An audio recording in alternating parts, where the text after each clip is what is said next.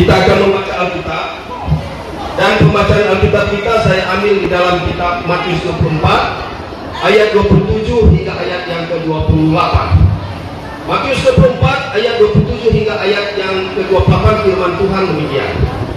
Sebab sama seperti kilat memancar dari sebelah timur dan melontarkan cahayanya sampai ke barat, demikian pula kelak kedatangan Anak Manusia.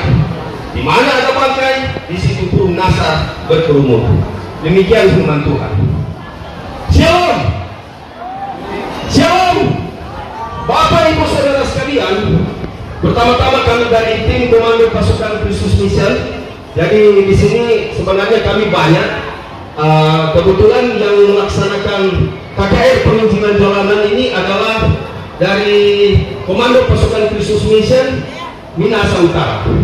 Jadi kami datang di tempat ini untuk melayani dan memberkati. Tidak berlama-lamaan, tadi ketika kita sudah mendengarkan dalam pembacaan Alkitab kita, di dalam kitab Matius 24 ayat 27 hingga ayat yang ke-28. Kitab Matius ini ditulis oleh Rasul Matius pada tahun 80 sampai 85 Masehi. Jadi penulisannya ini di mana Rasul Matius melihat bagaimana tanda-tanda kedatangan daripada Sang Mesias itu. Yesus Kristus adalah Sang Mesias. Dia adalah Ben-Ha Elohim. Karena bangsa Israel menantikan namanya Hatipah Masia, menantikan Sang Mesias itu. Yohanes 1 ayat 1 mengatakan, En arche en hologos, kai hologos en prosoteon, kai keos en hologos. Artinya dalam bahasa Yunani, pada mulanya adalah firman, firman itu bersama-sama dengan Allah, dan firman itu adalah Allah. Yohanes 1 ayat 1, Yohanes 1 ayat 14. Firman itu telah menjadi manusia. Jadi banyak orang bertanya, mengapa kitab Perjanjian Baru harus ditulis dalam bahasa Yunani? Bukannya kitab itu harus ditulis dalam bahasa Ibrani? Jadi kitab Perjanjian Lama ditulis dalam bahasa Ibrani, sedangkan kitab Perjanjian Baru ditulis dalam bahasa Yunani. Mengapa? Karena wilayah Yudea Samaria itu dikuasai oleh Roma Timur. Nah, kalau kita melihat wilayah Yudea Samaria, karena bapak-bapak gereja ada 12 rasul di situ, ada 70 murid dan pengikut-pengikut Yesus waktu itu, yang bapak-bapak gereja, agar supaya Injil kesoran ini bisa tersebar bagi mereka yang di luar daripada Yahudi, non-Yahudi, sehingga 1 Korintus 1 ayat 24, tetapi bagi mereka yang dipanggil, baik Yahudi maupun bukan Yahudi, Kristus adalah kekuatan Allah dan hikmat Allah. Sehingga bapak-bapak gereja, termasuk 12 rasul ini, menulis dalam bahasa Yunani, karena di wilayah Yudea Samaria, bahasa Yunani pada waktu itu adalah bahasa internasional. Sedangkan di Roma, yang tadi Roma Timur, Roma Barat itu menggunakan bahasa Latin. Yesus Kristus lahir di 4 sebelum Masehi. Pada zaman itu Raja Herodes Agung. Baru orang dengar, karena itu ada di sejarah gereja. Nah, ada yang sebagian yang tidak tulis dalam Alkitab. Jadi dalam sejarah Yesus lahir 4 sebelum Masehi. 4 sebelum Masehi berarti masuk di dalam abad 1 sebelum Masehi.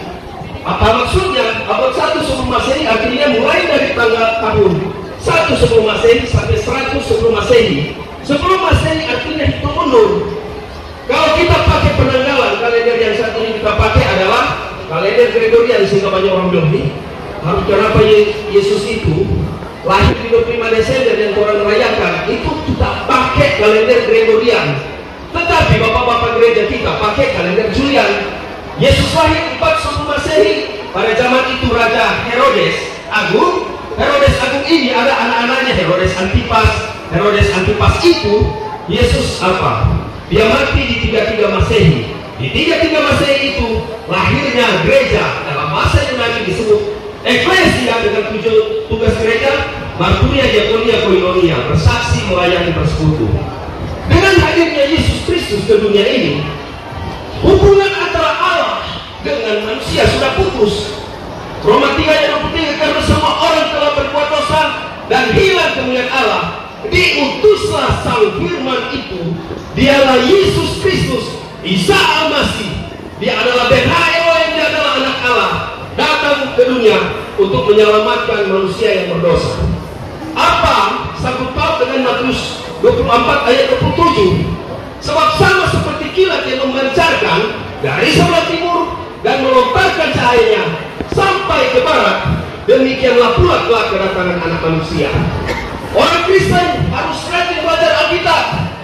Suatu saat ketika firman ini digenapi, kalau mau cari firman sudah ada. Mau baca Alkitab untuk apa? Karena pada zaman penganiayaan antikris sudah terlambat. Bahkan terjadi penganiayaan yang begitu luar biasa. Kita lihat kalau kita baca baik-baik di dalam Matius 24, bagaimana dikatakan bangsa melawan bangsa, kerajaan melawan kerajaan, dan kasih sudah melintawar. Coba lihat, anak-anak sudah durhaka dengan orang tua, bahkan orang tua dia pakai nama. Tetapi zaman dulu, kalau bilang, oh, anak-anak dia hormati kepada orang tua. Mengapa? Karena tanda-tanda ini bukan Palestina dan seterusnya. Ini sudah terjadi. Kita harus mempersiapkan diri kita. Tuhan Yesus bukan cuma milik satu agama. Ingat, Tuhan Yesus bukan cuma milik agama Kristen saja, tetapi dia milik semua agama di dunia ini. Dia adalah milik semua bangsa. Dia mencintai Bapak Ibu Saudara sekalian. Karena hidup ini hanya tergantung kepada Yesus Kristus. Kita bergerak, kita memperoleh damai sejahtera, memperoleh sukacita hanya di dalam Yesus Kristus. Di luar Yesus Kristus tidak ada namanya jaminan keselamatan. Keselamatan itu diberikan cuma-cuma. Apa yang harus kita lakukan? Kita harus jaga, pelihara keselamatan itu. Jadilah teladan, jadilah contoh. Sulawesi Utara harus orang baku apa? Hormati satu sama lain.